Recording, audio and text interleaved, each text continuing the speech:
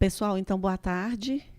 Eu trouxe informações que são referentes a resultados de indivíduos que têm estresse visual e vou falar um pouquinho do porquê que eu trouxe esses resultados para vocês, de como eles foram obtidos e qual que é a importância clínica que esses resultados têm para nós. Tudo que for falado aqui é um produto da minha tese de doutorado feita aqui na UFMG,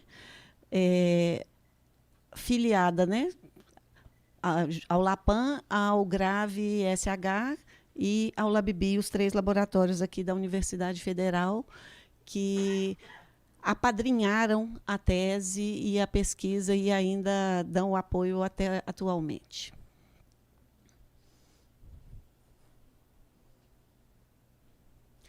Bom, então, o que é o estresse visual, que é o objeto de investigação ao qual eu me dedico e que eu estudo já há 9 anos.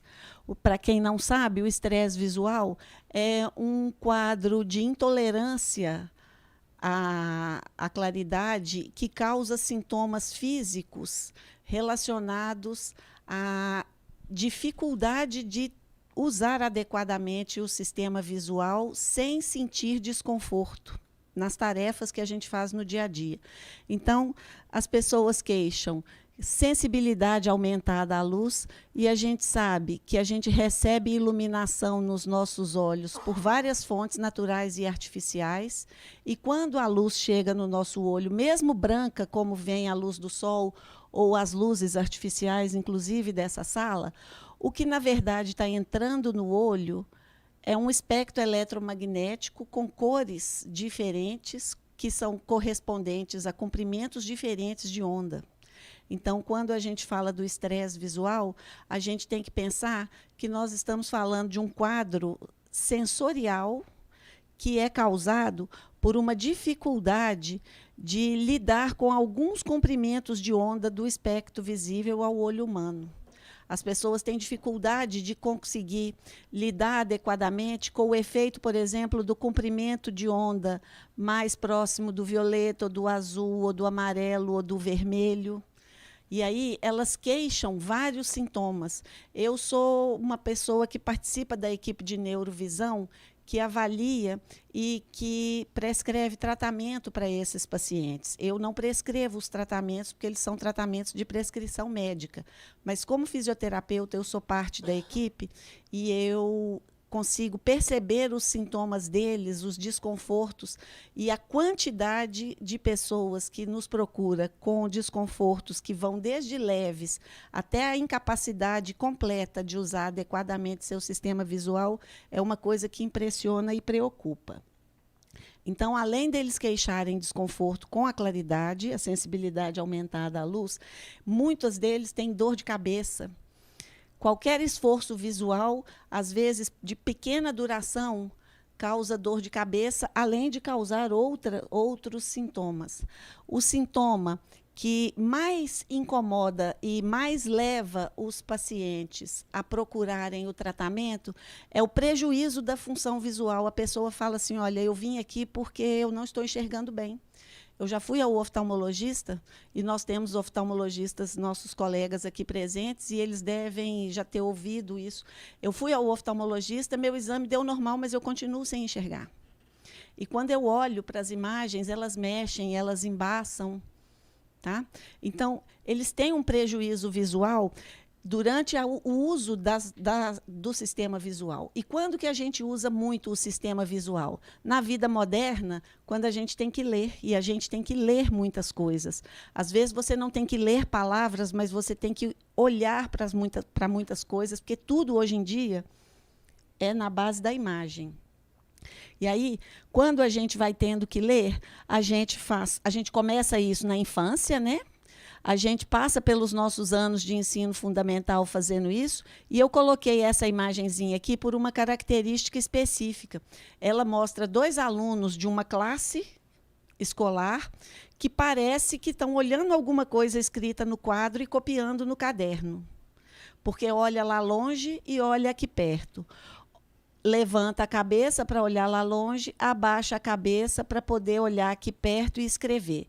Então, levanta a cabeça, fixa o olhar à distância, porque o quadro está à distância de alguns ou vários metros do aluno. Depois, ele vira a cabeça para baixo, ajusta o foco para uma distância entre 30 e 40 centímetros, escreve o que ele está lendo, olha lá de novo, volta aqui e ele fica fazendo isso por várias horas seguidas. E aí o que a gente ouve de queixa é ele não dá conta de copiar na escola, ele não consegue acompanhar a turma, ele vai fazer a tarefa e ele fica muito cansado, fica nervoso, começa a levantar da carteira, quer sair da sala, fica com sono, dói a cabeça, o menino fica agitado, porque ele não dá conta de permanecer nessa tarefa. Então, uma tarefa que começa aparentemente simples, na hora que a gente precisa usar demoradamente, começa a sobrecarregar o organismo e produzir o estresse. E aí entra o estresse visual. E a tarefa começa a se fazer ficar desse jeito aqui, ó. E já na infância, os garotos começam a ter sofrimento, desconforto, insatisfação, intolerância à tarefa de ter que ler. E aí, ela chega nesse ponto. Quando chega nesse ponto, eles vão lá atrás do tratamento. Doutor, eu vim aqui porque meu filho não está conseguindo acompanhar na escola. Tá? E aí, o que a gente recebe é essa queixa e a gente tem que fazer toda a investigação e tentar entender o que essa queixa significa. Bom, então, o que a gente estuda e o que eu, particularmente, como fisioterapeuta, me dedico a investigar dentro desse cenário? A gente investiga a estabilidade postural da pessoa usando posturografia. Não precisa ficar de biquíni, tá, gente? Isso aqui é só porque a imagem promocional do fabricante do equipamento da internet é essa.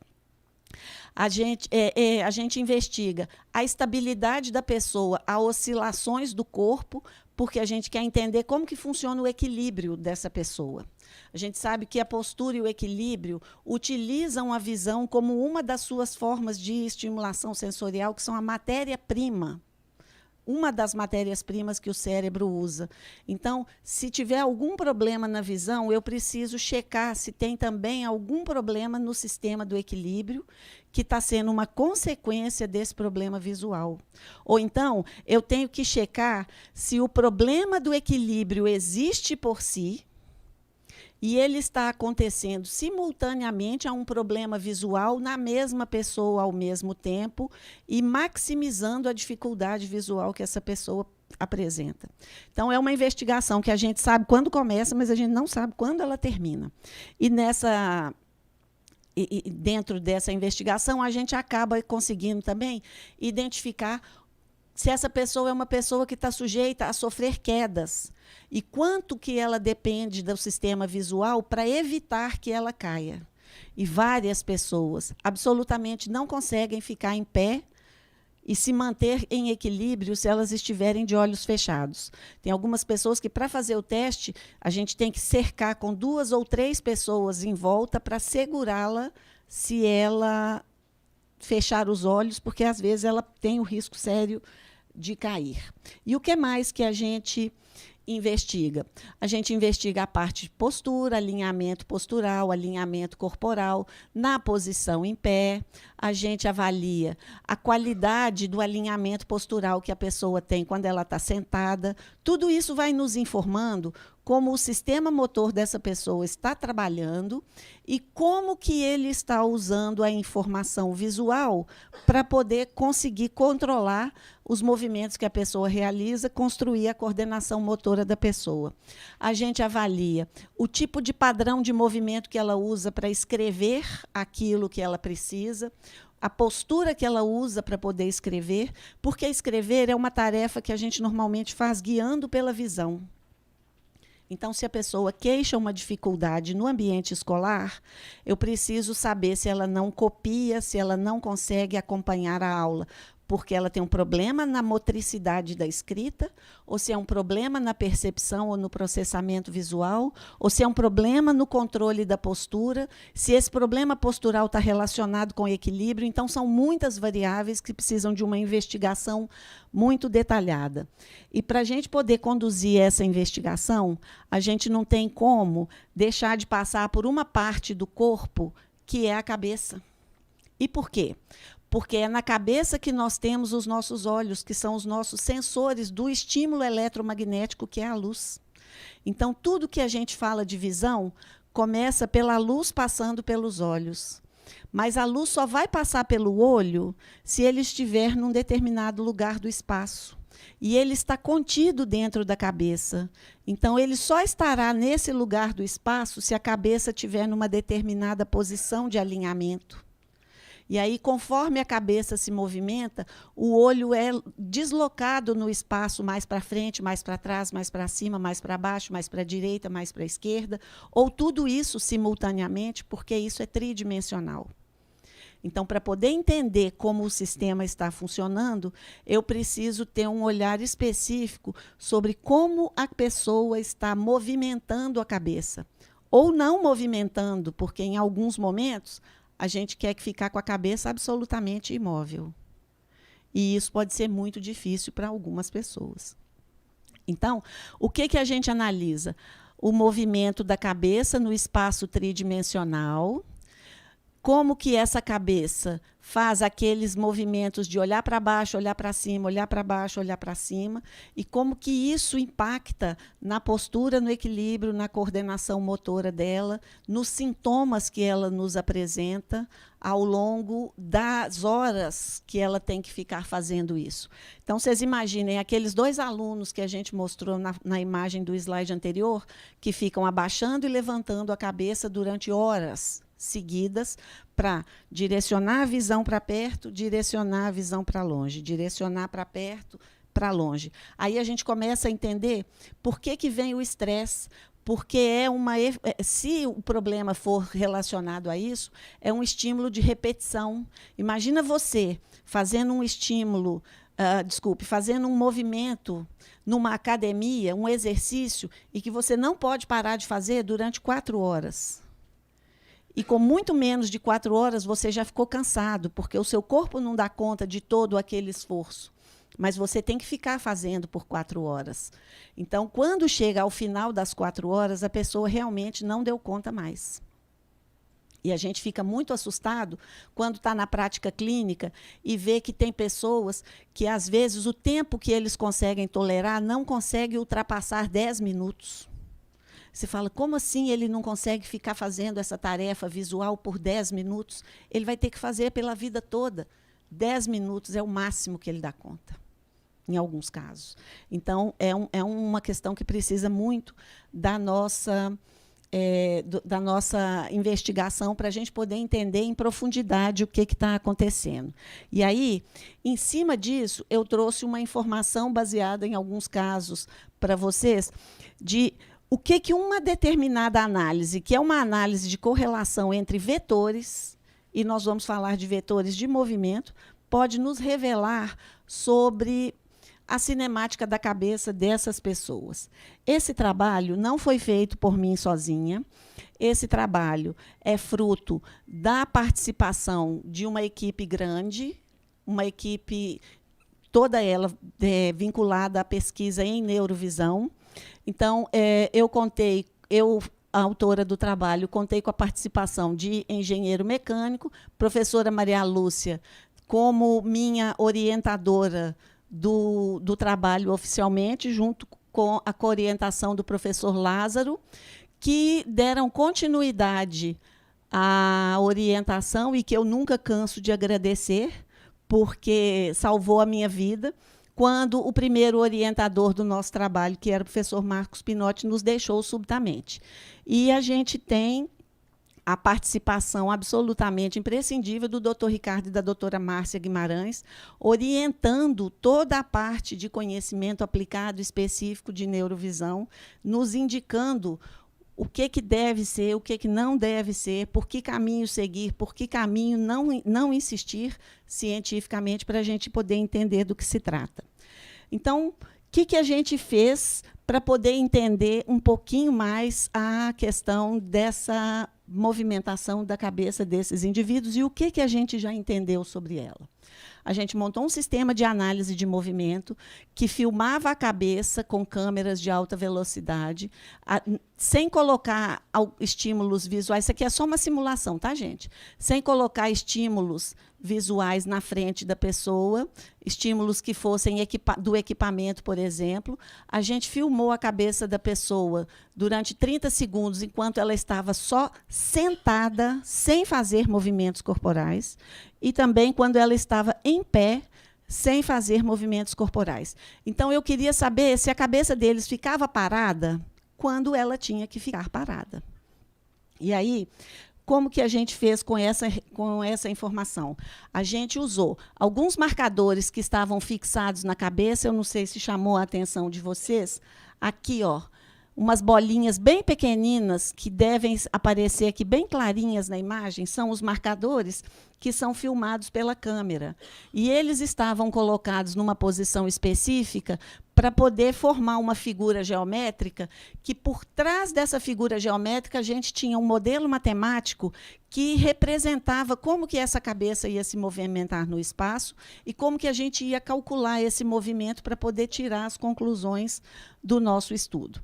Então, a gente partiu de marcadores que estavam em cima, atrás e dos lados da cabeça, para poder calcular o movimento que a parte da frente da cabeça fez, sem ter nenhum marcador aqui na frente. A gente conseguiu calcular e a gente calculou o movimento que a cabeça faz entre os olhos. Qual que é a importância dele?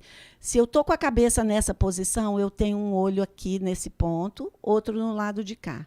Se eu movo a cabeça, o meu olho que estava aqui saiu e veio para cá.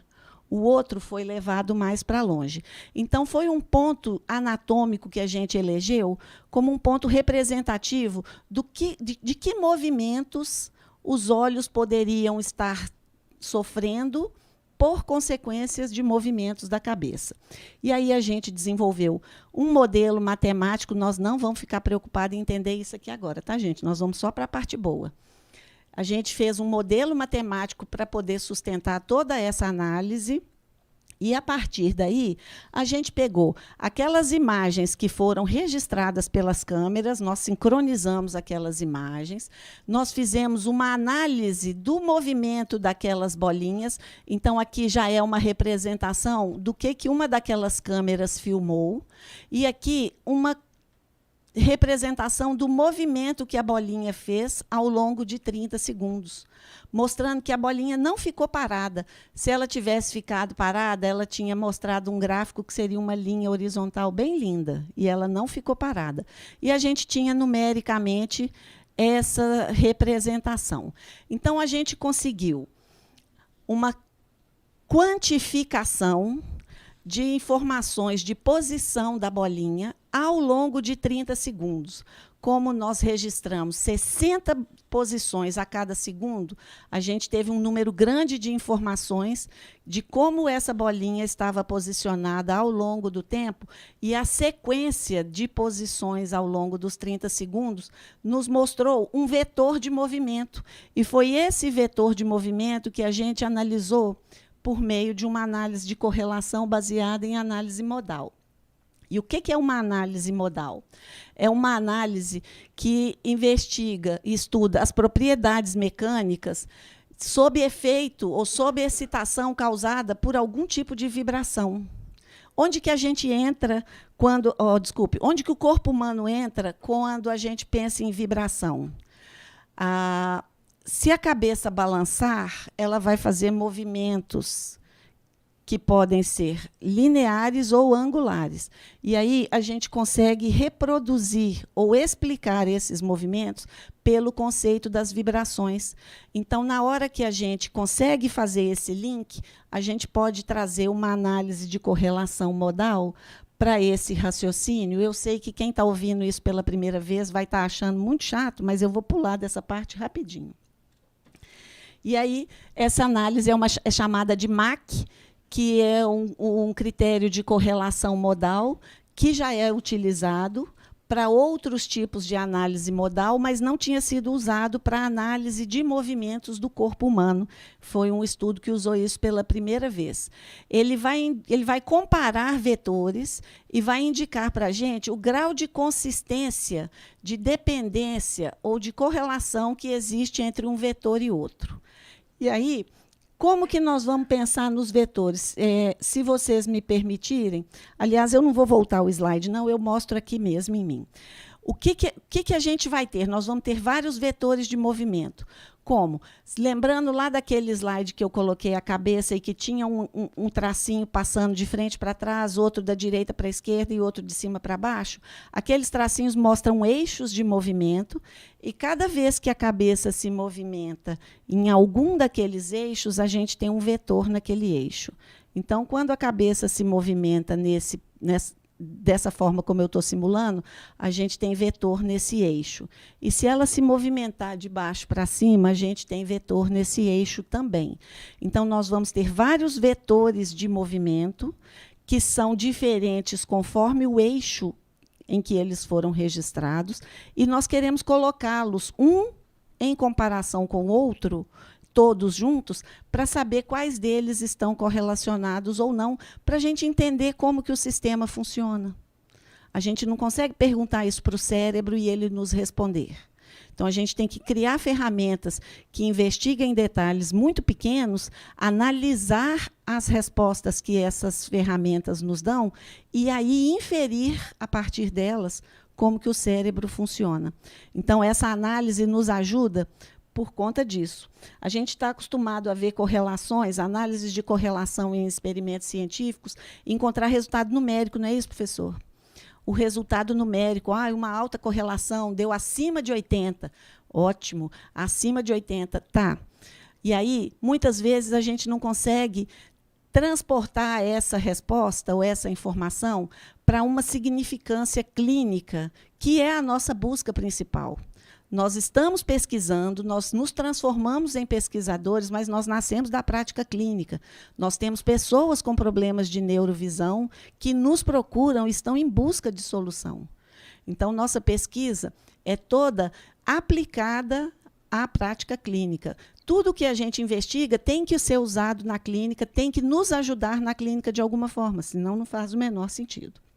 Então, a gente foi procurar lá no MAC alguma coisa que ele pudesse nos ajudar. E, pois não, professor? Você pode explicar só rapidinho, porque imagina que você vai apresentar resultado dos vectores, no seu referencial, qual é a origem do sistema de referência? O sistema do movimento da cabeça? A biomecânica já nos fala que a análise, que o movimento da cabeça é tridimensional. Isso já é descrito. Isso. Tá. A origem do sistema de coordenadas? Tá. A origem do sistema de coordenadas é o centro de massa da cabeça. Ele é um ponto hipotético, obviamente, mas ele existe fisicamente. Onde que ele se localiza? Na meia distância entre os dois meatos acústicos externos, na linha média da cabeça, lá dentro. Tá? Então, a gente parte desse ponto e, a partir daí, a gente tem um movimento antero-posterior da cabeça, que é para nós o eixo X, tem o movimento direita-esquerda, que é o Y, e tem o vertical para cima e para baixo, que é o Z. Tá? A cabeça pode fazer rotações em torno desses eixos, e ela pode fazer translações quando ela for movimentada por movimento das vértebras do pescoço. Então, é um sistema com 6 graus de liberdade, ou 6 eixos e planos de movimento. Tá? 3 de rotação e 3 de translação. Era dentro disso a pergunta? Então, tá jóia. Isso. A gente se concentrou na cabeça porque eu preciso entender como a cabeça desses indivíduos está funcionando. Porque ela pode ser fonte de perturbação para essa biomecânica, e se ela estiver perturbando a biomecânica, como fisioterapeuta, eu vou ter que intervir terapeuticamente. Então, eu preciso entender isso. Tá? A gente sabe que o olho tem também a sua biomecânica e que ele tem os seus movimentos de rotação também em 3 planos. Aí a complexidade fica maravilhosa. Mas a gente ainda... Isso. Mas a gente vai falar só da cabeça, por enquanto. Bom, então, como ferramenta, essa análise MAC já é uma ferramenta aceita e reconhecida desde a sua criação, e a gente trouxe ela para analisar os movimentos do corpo humano. Então, foi uma aplicação inédita desse método. Esse estudo foi o primeiro que analisou sob esse ponto de observação. E aqui a gente começa a ver uma imagem. Tá bom, Cláudia, você está falando aí um tanto de coisa, umas eu entendi, outras eu não entendi, mas vamos partir para a ação. O que você tem, na verdade? O que essa análise nos mostra? Ela vai nos mostrar a correlação dos vetores, mas eu queria que vocês entendessem o que é um vetor.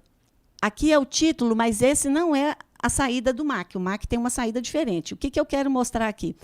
A cabeça da pessoa estava numa posição que está marcada por essa bola vermelha aqui. Ou aquela lá. Eu não consigo saber aqui agora, nesse momento. Lá no dado bruto do banco de dados, eu consigo. E aí, ao longo do tempo, essa cabeça foi se movimentando em relação a todo esse espaço que está marcado por esses rabiscos. O rabisco mostra a trajetória que a cabeça fez durante 30 segundos. E essa trajetória compõe um vetor de movimento. E aí, o que a análise vai fazer? Ela vai observar se esse vetor tem correlação com esse. E, pelo que a gente está olhando aqui, parece que não tem, não. Vocês concordam? O desenho de um lado não tem muita coisa a ver com o outro. Então, eu acredito que isso aqui seja uma resposta em que a análise vai falar, não, os vetores não estão bem correlacionados. Mas, quando a análise pega esse e esse, ela fala, bom, já está um pouco mais parecido, existe uma correlação um pouco maior. Então, o que seria para nós a correlação entre os vetores? Seria dizer que a pessoa fez um movimento parecido naquelas duas situações. E o meu papel de pesquisadora é investigar em qual plano e o que isso significa. Aqui a gente pode fazer essa análise também observando o movimento em 3 dimensões. Então, se a gente olhar esses 2 gráficos aqui de baixo, sejam quais forem essas situações de teste, o teste que deu origem a esse resultado não é o mesmo teste que deu origem a esse resultado. E o movimento que a cabeça fez ao longo do tempo aqui não se parece nada com o movimento que ela fez aqui. Mas aqui em cima, os testes também não são iguais e os movimentos se pareceram um pouco mais. Então, meu papel é descobrir o que eles significam. Tá? Então, aqui vai ser um exemplo de uma análise em que o MAC vai dar um índice bom de correlação, e aqui vai ser um exemplo de uma análise em que o MAC vai dar um índice baixo de correlação. E eu estou interessada em saber quando isso aqui acontece? Em que situação acontece? Qual que é o significado clínico disso? Então, aqui é um exemplo de saída da análise MAC. Ela coloca todas as correlações em forma de um diagrama quadriculado. Ele não é azul e alaranjado e vermelhinho assim, mas é só a explicação de como que ele vai apresentar os resultados. E as correlações, desde a nenhuma até a máxima correlação, que é 1, é apresentada em escala de cor. Então, na hora que você planilha isso, e todas as correlações são cruzadas aqui, ó, umas com as outras, ele vai falar, olha, a correlação aqui acima desse tom de laranja até o vermelho mostra uma boa correlação. A gente sabe que essa linha aqui, ó, diagonal, que divide a planilha, não tem valor como resultado, porque é um teste cruzando com ele mesmo. A gente quer sempre o teste com os demais, e não ele com ele mesmo. Então, esses dados aqui, a gente considera que não tem valor como resultado. Mas olha que interessante, e esse aqui, que é o cruzamento do vetor número 4 com o vetor número 5, mostrou uma ótima correlação. Então, nós vamos bater o olho num diagrama como esse. O nosso não vai ser colorido, vai ser em escala de cinza, e a gente vai olhar para ele e vai falar, bom, o que você está querendo me contar? Isso é que é a análise MAC. Então, aqui a gente tem a representação do diagrama que é feito pelo sistema que a gente montou. Nosso diagrama foi feito a partir de um sistema de análise de movimento todo desenvolvido aqui dentro da Universidade Federal. A nossa planilha está aqui. Essas linhas vermelhas, azuis e verdes são enfeite que nós colocamos, tá? Para a gente poder tentar se orientar melhor. Podia não estar presente. Aqui estão os testes que nós usamos. Aqui, nessas letrinhas X, Y, Z, até lá em cima, os eixos de movimento da cabeça. Então, X para frente e para trás, Y para a direita e para a esquerda, Z para cima e para baixo. Todos os testes que a pessoa fez quando estava em pé estão embaixo, todos os testes que ela fez quando estava sentada estão em cima. E os testes estão numerados aqui, de 1 a 30. Então, aqui embaixo, até a metade é em pé, da metade até o final é sentado. E como são 3 eixos por testes, nós usamos 5 testes, a gente colocou todos os testes de olho aberto, depois o teste de olho fechado. O de olho aberto e o de olho fechado. Não significa que foi essa a ordem do teste. Essa é só a ordem de apresentar o resultado para a gente poder tentar entender o que ele significa. Aqui, a gente fez testes com a pessoa quando ela estava olhando para um ponto à distância dela, 2 metros à frente. Por que 2 metros à frente? Porque eu quero que ela não faça esforço de direcionar os 2 olhos para o centro, para olhar uma coisa próxima. Eu quero que ela não faça o esforço ocular para tentar ver a questão do acoplamento, professor, inclusive. Tá? Sem cair para pesquisar dentro do olho. A gente se ateve à cabeça. E aí, eu tenho esse mesmo teste feito com o olhar fixando um objeto a 40 centímetros de distância. Porque aí eu quero adicionar esse esforço oculomotor para poder fixar um objeto perto e ver se isso muda o padrão de movimento da cabeça. Depois, aqui os olhos, então, por instrução do teste, são mantidos parados num determinado ponto pelo participante do teste. E aqui a gente repete os 2 mesmos testes a 2 metros de distância e a 40 centímetros, mas a gente já colocou os olhos deles em movimento. Como que nós fizemos isso? Nós colocamos a sequência de letras de um teste oftalmológico chamado Lighthouse e pedimos para essa pessoa acompanhar visualmente as letras como se ela estivesse lendo as letras. Era só para mover os olhos e ver se isso produzia alguma diferença. Então, a gente tem a pessoa fazendo o teste de ficar parada olhando para frente lá longe, ficar parada olhando para frente aqui perto, ficar parada com os olhos lá longe e em movimento, ficar parada com os olhos aqui perto em movimento. E depois de tudo isso, eu ainda tenho ela ficando parada de olho fechado. O que o olho fechado me informa? Como que o corpo funciona quando ele não está usando o estímulo visual. Porque aí eu quero saber como que ele é sem a visão, para saber como ele está ficando quando ele tem a visão. E quando eu mudo a visão dele, o que acontece? E aí a gente tem tanto uma planilha para poder analisar teste por teste, eixo por eixo, quanto uma planilha que analisou para a gente velocidade, aceleração e deslocamento.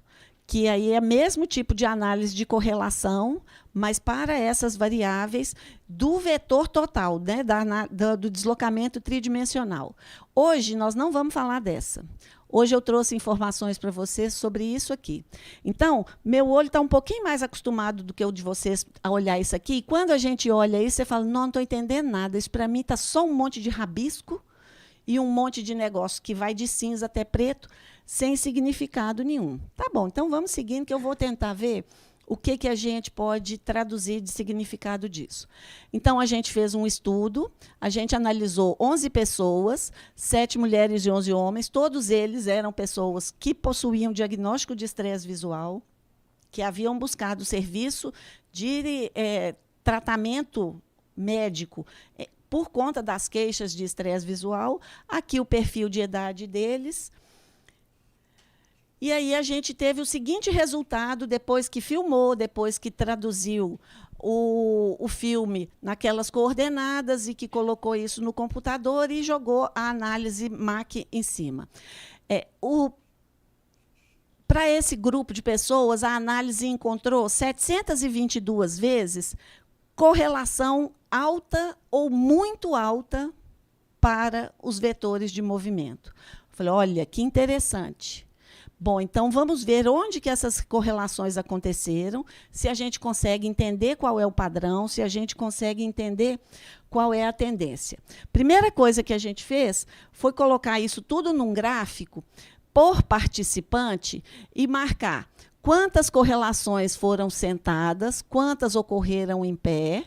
Quer dizer o seguinte, os 2 vetores comparados foram obtidos em testes na posição sentada. Aqui, os 2 vetores comparados foram obtidos em testes que foram realizados em pé. E aqui, um vetor foi do teste sentado e foi correlacionado com um vetor do teste em pé. O que eu quero saber? Mudar de sentado para de pé muda a posição da sua cabeça no espaço? Faz você usar um movimento de cabeça diferente nas 2 situações? Porque se o movimento for um só, não tiver jeito de mexer nele, eu vou pensar em outra coisa. E a gente encontrou que isso varia e que varia, inclusive, de uma pessoa para outra. Essa pessoa aqui, por exemplo, mostrou um total de 117 correlações. Quer dizer, 117 vezes, vetores de movimento, de deslocamento da cabeça dela, foram correlacionados dentro dos testes. Essa outra aqui só mostrou 18. O que ela me fala? Ela me fala que cada hora a cabeça dela funciona de um jeito, numa trajetória diferente. Então, essa pessoa aqui me faz pensar que ela pode não ter um padrão para movimentar a própria cabeça. O cérebro pode ainda não ter definido uma forma do como fazer para manter a cabeça dela parada. Será que ela sabe manter a cabeça dela no espaço? Ou será que essa cabeça está balançando de cada hora de um jeito? E isso, Ana Isabel, nós acabamos de conversar. E será que isso é um risco potencial para ela saber usar os olhos no espaço? Acho que a Ana Isabel vai falar alguma coisa que vai ter uma relação com isso na hora da apresentação dela, porque ela fez essa investigação da parte de análise computacional, matemática, modelo matemático desse movimento ocular. Será que essa cabeça está balançando de um jeito que está produzindo distorção visual? Ela é uma ameaça para o sistema visual funcionar adequadamente? E aí, eu preciso saber se o jeito que a cabeça desse aqui está funcionando está bom, porque ela está funcionando muitas vezes de jeito parecido. Mas ela tem que funcionar de um jeito bom. Porque se esse jeito parecido for um jeito que é negativo e prejudicial para o sistema visual, eu vou ter que intervir e corrigir isso. E aí a gente tem que essa resposta é uma resposta absolutamente individual. Tá? Bom, se é individual, começa a ficar interessante. Será que isso pode nos mostrar uma assinatura dessas pessoas?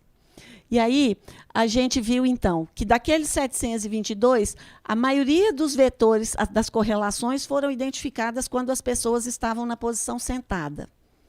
E menos correlações quando elas estavam em pé. O que isso significa para um olhar e uma compreensão de fisioterapeuta? Quando a gente está sentado, igual vocês estão aí agora, costas apoiadas, que foi o que foi feito no teste, a gente não está controlando a postura até a altura dos nossos ombros pelos nossos músculos. Quem está controlando sua postura é a cadeira e o encosto da cadeira. Você está controlando com seus músculos seu pescoço e a sua cabeça. Quando você está em pé, sem encostar em nada, você está controlando seu corpo pelos seus músculos, desde o pé até na cabeça. Então, na hora que o resultado me mostra que tem muito menos correlações em pé e muito mais correlações na posição sentada, eu começo a entender que o seu equilíbrio é um fator que está modificando a forma como a cabeça funciona, como ela se movimenta ou como você consegue controlá-la no espaço. Então, eu preciso investigar o seu equilíbrio para saber se você tem um bom equilíbrio. Aí, a gente pega alguns dados de resultados de algumas pessoas individualmente. Então, olha só, esse daqui. Chama a atenção de vocês alguma coisa? Bate o olho, você não precisa entender nada do que eu pesquisei, mas olhando isso aqui, o que você tira de compreensão? O sentado tem mais coisas coloridas. Tudo que tiver colorido ali é porque a correlação foi, no mínimo, alta. Tá? Quanto mais escuro, mais forte a correlação. Teve correlação que bateu 0,99. Não sei se para esse indivíduo, mas tá batendo aqui, ó, muito alta. Vocês concordam que quase não tem correlação aqui e elas todas vieram para cá? Olha que interessante.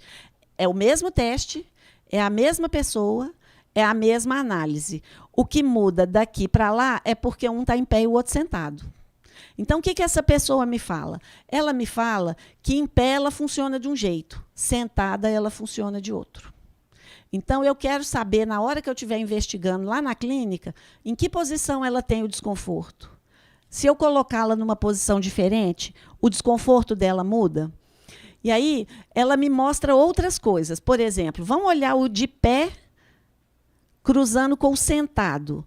Olha que interessante, não tem muita coisa aqui, aqui não tem nada, aqui tem bastante coisa, olha. Aqui não tem nada. Aqui quase não tem, aqui não tem nada de novo. O que será isso aqui? Eu tenho que olhar o teste para saber o que é isso.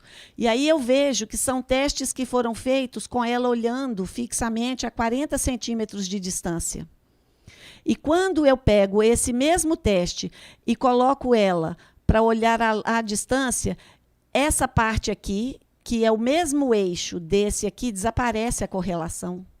Então, eu consigo saber que o tipo de esforço oculomotor que a pessoa faz está interferindo no movimento de cabeça que ela está fazendo. E isso pode ser alguma coisa que vai me ajudar a explicar o tipo de distorção de percepção visual que ela vai reclamar, o tamanho do sintoma do estresse visual que ela vai reclamar. Olha que interessante. Aqui, ó, olha como está muito correlacionado ao longo de todas essas duas linhas aqui, que são de um mesmo teste. Ó. O mesmo teste de olho aberto a 2 metros, sentado lá em cima e em pé aqui embaixo. Sentado, um monte de vetor correlacionado. Em pé, nada. Então, é importante um resultado desse clinicamente para a gente poder saber o que interfere na queixa da pessoa, como que a gente vai conduzir as nossas investigações. Olha esse outro aqui, eu vou mudar de participante. O que dá para entender aí? Esse cara aí não tem correlação com quase nada, vocês concordam? Cada jeito, a cabeça dele movimenta conforme ela escolhe. Muito pouca coisa correlacionada. E, assim, um aqui, outro ali, outro lá, de modo que eu não consigo nem identificar uma tendência. Qual que é o significado dele? Ele não tem um padrão definido. O sistema motor dele ainda não sabe como que vai funcionar. Essa é a resposta importante para nós. E esse outro? O que dá para entender? Nada em pé, quase nada. Um aqui, outro quase nada aqui, uma correlação próxima de 70 aqui, uma mais altinha aqui em cima. Mas olha quando ele senta. Aqui a gente não consegue nem saber qual que é a linha diagonal, qual que é a correlação, de tanto que está correlacionado. Então, esse cara tem uma condição de fazer um movimento quando está sentado e ele tem uma condição totalmente diferente quando ele está em pé. E olha que interessante, se a gente cruzar o de pé com o sentado, olha, esse teste em pé aqui, ó, olhando e movendo os olhos, quando ele está olhando longe, esse teste foi muito correlacionado com todos esses outros aqui, só na direção vertical. Só nessa direção de movimento da cabeça. E aí o meu papel é sentar, estudar, ler, até descobrir o que isso significa. Então, tem mais. E esse outro? Gente, olha que lindo. Cada um mostra um padrão. Vocês estão vendo como que essa é uma análise que, mais do que mostrar só o resultado, ela consegue identificar, pela forma de apresentar o resultado, uma tendência ou um comportamento. Ó, essa pessoa tem um comportamento que se repete aqui, ó, nesses 2 eixos desse teste, nesse único eixo desse teste, tá? Em todos os eixos desse teste aqui, só nesse eixo desse teste aqui, tá certo? E aí a gente começa a perceber que o sistema que movimenta a cabeça é específico por eixo de movimento, ele é influenciado pela postura que a pessoa está, ele é influenciado pela distância com que você tem que olhar, ele é influenciado pela tarefa visual que você está fazendo, se você está com os olhos parados, enxergando alguma coisa fixamente, se você está movendo os olhos, tudo isso influencia e é variável, que modifica o comportamento da pessoa. Aqui mais um, só para a gente mostrar, olha, cada um tem um padrão, cada um tem um comportamento, é quase que uma assinatura, é quase um QR Code, vocês concordam? Eu ia dizer um código de barra, mas não é não, mas um QR Code parece bastante, tá? Que é individual. Então, a gente pode estar diante de uma forma de representar a individualidade do controle motor dos nossos pacientes e das pessoas que nos procuram. E aí, o que a gente tem? A gente tem que investigar fazer essa análise de movimento, usando essa análise MAC de correlação, nos permitiu aprender coisas sobre o controle motor dessa parte do corpo que até então a gente não sabia. Porque a gente consegue aprender qual que é o tamanho do movimento e a gente não consegue entender como o sistema funciona. Agora a gente já tem um pouco mais de dicas. E aí a gente entendeu que a gente quase tem esse QR Code individual, é a assinatura do controle postural de cada um de nós. E quanto mais correlações a gente identifica na mesma pessoa, mais isso nos indica que o sistema de controle já tem determinados alguns padrões de movimento que são mais estáveis. E conforme essas correlações se concentram em torno de uma determinada postura ou de um determinado tipo de teste, a gente consegue entender como que aquele parâmetro que está envolvido naquela condição é importante ou deixa de ser importante para o sistema.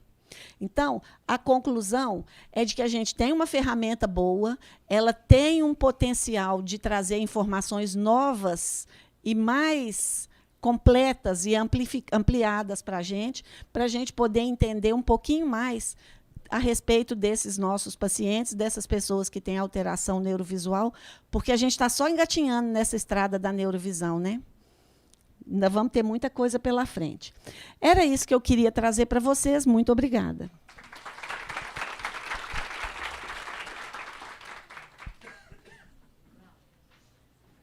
Muito obrigado, professora Cláudia. Doutora Cláudia, a senhora teria algum caso para ilustrar assim, sobre algum distúrbio, falar mais um pouco, de acordo com o tipo de dificuldade, qual seria a repercussão em termos de aprendizagem, em termos da leitura? Exemplos assim da sua prática clínica na execução e na interpretação desse tipo de dados colhidos por essa análise da cinemática? A gente tem vários casos e eu queria... posso ficar mais alguns minutos? 2? Um pouquinho mais? Tá. Eu queria compartilhar com vocês um caso muito significativo que a gente teve a oportunidade de avaliar e ajudar na intervenção, que foi um paciente que nos procurou. Ele tinha 39 anos de idade, ele foi acompanhado pela mãe na consulta, e quando a gente fez todo o procedimento de avaliação dele, a gente identificou os sintomas de queixa visual, e de prejuízo visual, e junto com esses sintomas, ele nos trouxe a seguinte queixa: eu estou caindo muito. eu estou sendo demitido das empresas onde eu consigo trabalho, porque eu caio uma vez, me afasto por atestado médico. Caio a segunda vez, me afasto por atestado médico. Na terceira vez, a empresa me manda embora. Eu já fui demitido de 3 empregos. E aí a gente fez toda a avaliação, a gente viu, vocês lembram lá daquele slide que tinha o bonequinho caindo, da gente falando que a gente consegue identificar o risco de quedas? O risco de quedas dele associado ao problema visual era altíssimo. Ele não conseguia ficar em pé de olhos fechados. E aí nós tivemos que, além da intervenção neurovisual, de correção espectral, porque ele tem um quadro importante de sensibilidade à luz, a gente teve que adicionar uma intervenção da parte motora, trabalhando isso, treino de equilíbrio, coordenação motora, com sessões de fisioterapia, por vários meses. Mas, antes de dar início a essa intervenção fisioterapêutica, a gente ficou muito impressionado com aquelas queixas e o sentimento de que quer entender em profundidade o que acontece, não deixava a gente quieto e a gente foi investigando, até tentar descobrir por que ele tinha aquilo. Ele não tinha um histórico de nenhuma patologia, de nenhuma doença que tinha acontecido ao longo dos 39 anos de vida dele. E a gente foi investigando, e a nossa sorte é que ele foi acompanhado da mãe, porque um homem de 39 anos de idade não vai no médico acompanhado com a mãe. Vocês concordam? E ele estava.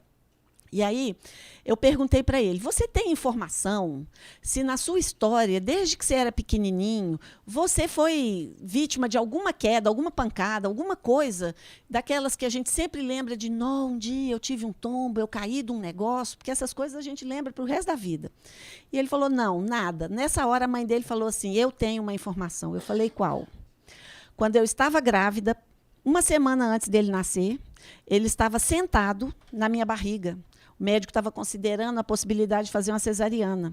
Eu estava dirigindo o carro, meu veículo foi batido, ele foi batido pelo lado direito do carro. Naquela época, ela não usava cinto de segurança, porque não tinha essa legislação no Brasil. Ela falou que o carro dela, a pancada foi tão grande que o carro dela rodou 360 graus na pista.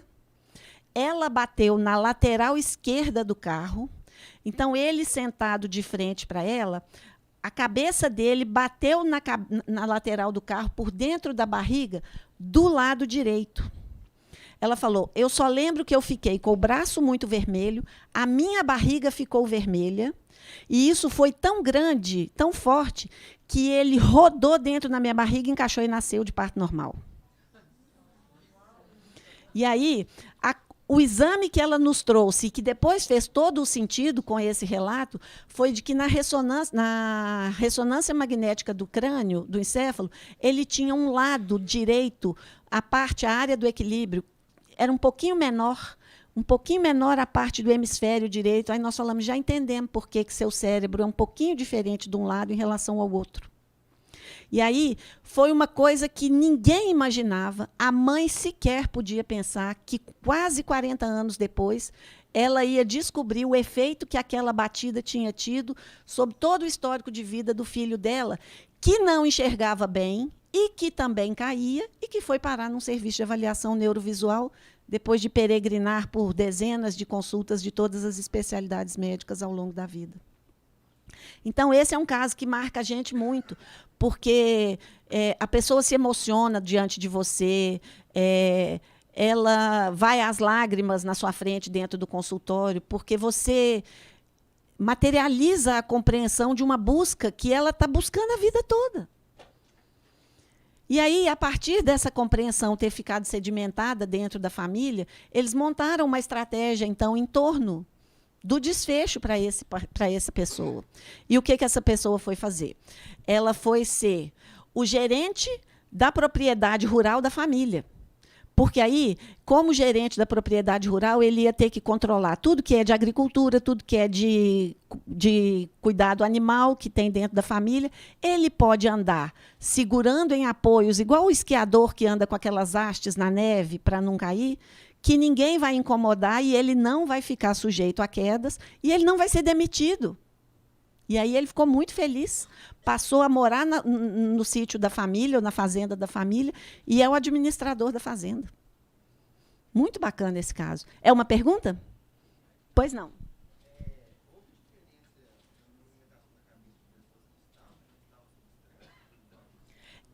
Eu não testei as que não estavam. Eu não vou saber te responder, eu só testei as que estavam. Porque foi uma pesquisa bem direcionada para entender um pouquinho desse público, porque eu não tenho uma informação de comparação prévia ao meu estudo. E aí eu comecei por aí, eu ainda não cheguei no ponto que você está me perguntando. Estou só querendo ligar, Carol, sobre o estresse visual, imagino que tem, sobre essa condição de estresse visual, pelo que se descreve, que você sabe, eu acho que vai se instalar ao longo dessa condição um estresse agudo e um estresse crônico, estresse mesmo, que não é visual propriamente dito. Como, visando essa aplicabilidade desses exames, do seu trabalho para a realidade clínica, como você espera separar aspectos, ou se há esperança de você poder separar essa parte, porque isso provavelmente, esse estresse, essa condição de estresse não visual vai ter um impacto para o sistema motor. O sistema motor é altamente variável. Quer dizer, fazendo o mesmo movimento, a pessoa fazendo o mesmo movimento 100 vezes, o cérebro vai ter um padrão de atividade diferente, 100 vezes. Então, já por si, intrinsecamente, por diversos motivos, já tem variabilidade. Agora, coloque estresse não visual em cima disso. Quer dizer, seria possível ter uma assinatura do estresse crônico, não visual, do estresse especificamente ligado a essa condição, e a variabilidade ligada à coordenação sensorimotor, que é natural. Só queria saber como que você está aprendendo a fazer isso. Eu acho que se eu conseguir achar essa assinatura, aí eu posso me considerar plena, né, de realização. Mas eu acho que nós não vamos conseguir isso por um caminho só, não. Eu acho que nós vamos ter que entender uma assinatura cinemática como essa aqui, uma assinatura postural vinda, por exemplo, de um exame de posturografia, uma assinatura da percepção sensorial com exames de percepção sensorial. Eu acho que vai ter que ser um coletivo de modalidades de avaliação, porque a gente não tem um exame único que consiga cobrir tudo isso. E aí a gente consegue ver isso na prática. Cada indivíduo é um. A gente tem pessoas submetidas a estresse agudo, a gente tem pessoas que são vítimas de um estresse que vem crônico, mas o prejuízo pode ser muito intenso para todos eles.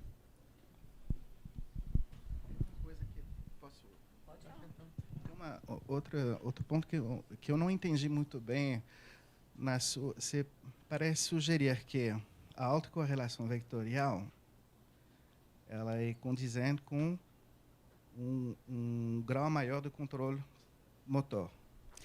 Não exatamente. Mas acho que é isso que eu entendi. Então, okay, tá. Não, porque eu ia te falar justamente, por exemplo, uma patologia que deixa a cabeça balançando, vai ter uma autocorrelação vectorial. Exato. Então, isso. não necessariamente tem essa... Não é sinônimo de bom controle. É sinônimo de que alguns padrões já estão operando de maneira mais estabelecida naquele indivíduo.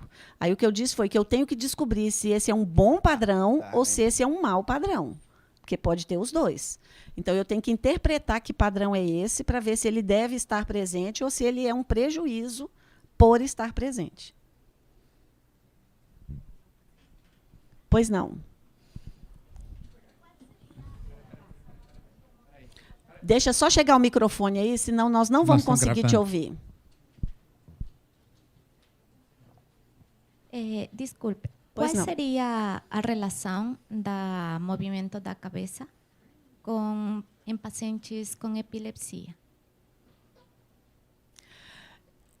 Os pacientes com epilepsia com os quais eu tive a oportunidade de trabalhar, não necessariamente apresentam uma relação com movimentos típicos ou atípicos da cabeça.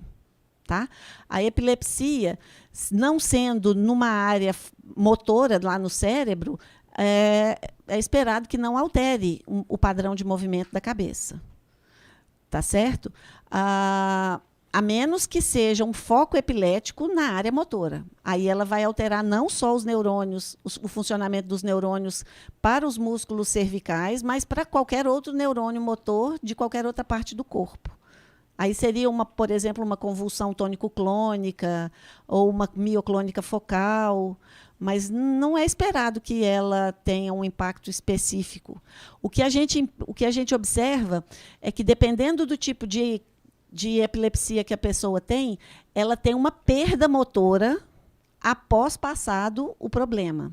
Então, eu recebo pacientes para tratamento em reabilitação com um nível de habilidade motora, e se ele descompensa o quadro neurológico e tem problema de epilepsia, por problema de epilepsia, quando ele volta, às vezes a perda motora é grande, aí ele perde o controle da cabeça, eu tenho que trabalhar tudo isso novamente, perde até outros controles de outras partes do corpo. Tá? Pois não? Deixa eu pegar, Flávio, só um minutinho, porque como nós estamos transmitindo,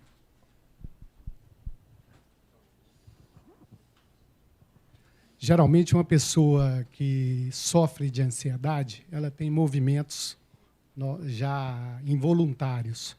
A senhora acredita que isso interferiria na questão do movimento da cabeça? Tudo que movimenta no nosso corpo desloca massa em alguma direção no espaço. O produto do movimento do corpo repercute sobre todas as nossas partes do corpo. Como a cabeça está no alto, e a gente imagina, por exemplo, que nós estamos considerando uma pessoa sentada ou em pé, com certeza ela vai ser deslocada se alguma parte do corpo for movimentada. O tamanho do impacto que isso vai trazer para essa pessoa, ou do prejuízo que isso pode causar, se a gente estiver pensando que esse movimento vai ser uma ameaça, eu não consigo te precisar. Isso aí nós vamos ter que analisar caso a caso. Tá certo? Mas a gente tem pessoas que, às vezes, enrijecem os músculos por uma causa externa, né, que pode estar relacionada, inclusive, com o aspecto de ansiedade, e aí esse enrijecimento muscular certamente impacta no movimento da cabeça dessa pessoa. Não é raro a gente encontrar pessoas que têm cabeças que se movimentam pouco, que são rígidas, por uma outra causa. E, às vezes, até tentando minimizar uma cabeça instável para diminuir a oscilação dos olhos e diminuir a distorção de percepção visual que isso pode trazer. Terça-feira mesmo, nós tivemos um caso assim, de uma pessoa que era muito hipotônica. Ok, hipotônico? Tônus muscular é essa resistência muscular que a gente sente quando a gente apalpa os músculos. A pessoa era muito hipotônica, então ela era aquela pessoa molinha. Mas já há 48 anos de idade, adulta, e ela tinha uma rigidez cervical muito grande. Eu falei, poxa, mas rígido assim é só porque a hipotonia é tão grande que a cabeça dela ia ficar balançando, aí ela enrijece. Aí o que ela me queixou? Eu sou a rainha dos pontos gatilho de dor. Eu falei, como assim? Onde você apertar em mim, eu tenho ponto gatilho. Gente, agora eu preciso pedir licença para vocês para passar a palavra para os meus colegas, que não é bonito da minha parte ficar aqui falando sozinha e deixar os meus colegas... Tá bem. Pode continuar, Cláudio. Eu queria fazer uma... Não, peraí, deixa eu fazer uma pergunta. Professor Jerome. Vou passar um vídeo institucional. Só um minutinho. Só um minuto. Só um minuto. Podemos falar desses movimentos anômalos como uma discinesia? Às vezes sim, às vezes não. Tá. Nem todos Outra são coisa, discinesia. podemos dizer que, na maior parte deles, eles constituem uma espécie de plasticidade negativa, compensatória, pela falta do desenvolvimento normal. Eu ter desenvolvido uma alternativa de movimento, que seria uma plasticidade negativa no sentido do movimento anômalo? Quando eu comecei a pesquisa, eu tinha uma convicção pessoal, não confirmada cientificamente, nesse sentido. A partir do momento em que eu comecei a investigar isso mais profundamente, eu percebi que, em alguns casos, isso funciona, mas, em outros casos, isso se mostrou ser a solução que aquela pessoa conseguiu encontrar para, dentro dos recursos de coordenação motora dela, ela conseguir usar a visão da melhor forma que ela pôde. Então, às vezes, por mais que possa, em alguns casos, parecer que é negativo, aquele foi o recurso motor que viabilizou a utilização visual que ela deu conta de fazer. Mas eu vejo isso como positivo para ela, porque sem isso, ela não conseguiria usar a visão de modo algum. Sim, plasticidade negativa é uma compensação. Na incapacidade de eu desenvolver o normal, eu desenvolvo um anômalo. Isso. Porém, ele é feito fora da via normal. Exato. E a custo de um esforço muito maior. Exato. E aí são pessoas que se cansam muito, inclusive, fisicamente. Eu vou fazer só uma pergunta um pouco mais metodológica. A questão que eu notei esses eixos iniciais nos dados univariados, em um eixo, não olhando a correlação. Eu noto que, na verdade, tem uma resolução subangular. O que seria subangular, professor? Menos que 1 grau. Não é isso? Esses dados são dados de translação. Eles são dados de translação, eles não são dados de rotação. Eles estão em milímetros. Mas estava apresentado em ângulo, não? Não. Posso estar me confundindo, mas eu acredito que não. Mas mesmo a translação e rotação significa que você tem realmente uma resolução. Deve ser em ângulo visual, na verdade, não? Não, desculpa. Mas sub-milímetro. Ah, sim, com certeza. Isso é na terceira casa. Da terceira casa, depois da vírgula, mas na escala milimétrica. É uma resolução muito pequena. Muito pequena. Muito. Considerando que a câmera está alguns metros e que as bolinhas são de talvez 2, 3 milímetros. Não. São maiores, 20 milímetros. Isso que eu não sei como que vocês conseguiram. Nós calculamos a incerteza dessa medição. E essa medição deu uma incerteza, a maior incerteza que nós obtivemos foi de, no máximo, 3,5%. Isso foi considerado aceito por ser abaixo dos 5%, que seria um erro aceitável. Tá. Só para... Tudo bem, vamos assumir que isso está nesse nível da resolução, mas, nesse caso, você deveria poder ver, provavelmente, igual o olho, você tem... movimentos subangulares, né? Do tipo microsacada, drift, etc. E a cabeça, eu acho que tem também algumas coisas, pelo menos você deveria poder ver oscilações. Você já olhou, por exemplo, concentrando em um eixo, se você consegue, por Fourier, você extrair um componente principal da oscilação. Nosso sistema fez a análise de Fourier. A gente ainda não se debruçou para publicar essa análise, porque a gente está indo com muita cautela no que os nossos dados revelam. A gente registrou os dados em uma frequência de 60 Hz, nós analisamos eles apenas até 20 Hz. E a gente já identificou que, em alguns indivíduos, para determinados eixos, a gente tem um aumento da amplitude de frequência em frequências consideradas altas. A gente está falando de alto, frequência acima de 2 Hz para movimento é considerado alto.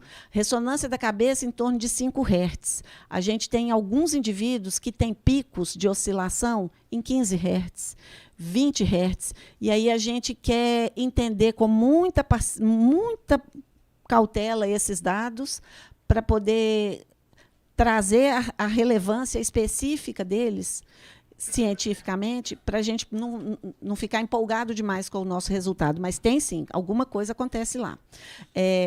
Essa foi, inclusive, uma questão que me fez precisar fazer um registro com uma taxa de frequências mais alta.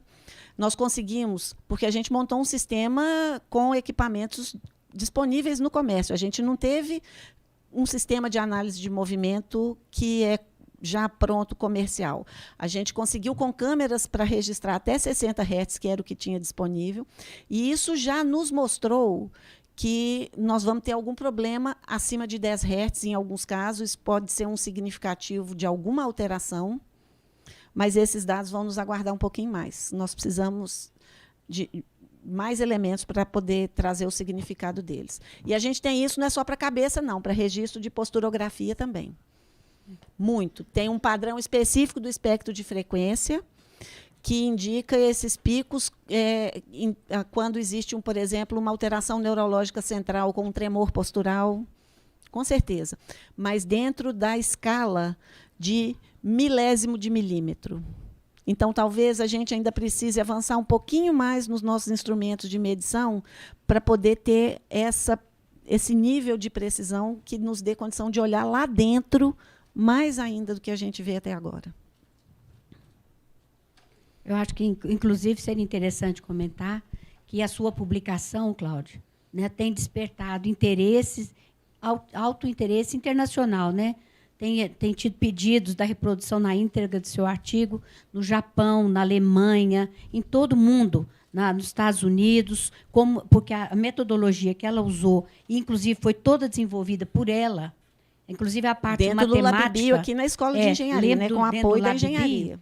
Foi, assim, inédita, é uma metodologia absolutamente inédita, é um estudo absolutamente inédito, todo desenvolvido, tem um valor imenso. Você vê pelo nível de repercussão que ele tem tido, em nível de demandas, né, da publicação interna mundial, né, Cláudia? Vamos torcer para isso se transformar num equipamento mais acurado ainda do que os que já estão disponíveis, para a gente poder olhar mais profundamente, né, professor? E mais importante ainda... Aí nós vamos ficar muito mais felizes. Mais importante ainda é a relevância clínica desse estudo, porque muitas vezes a gente desenvolve uma metodologia sofisticada, mas de pouca aplicação direta na clínica.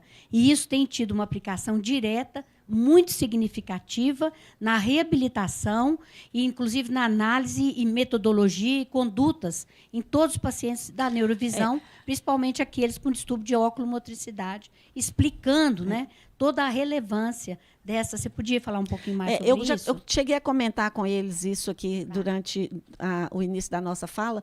Tudo que guiou essa pesquisa partiu da clínica. Então, a gente escolheu variáveis, não porque a gente achava que elas eram bonitas, mas pela condição que elas tinham de nos trazer respostas clinicamente importantes.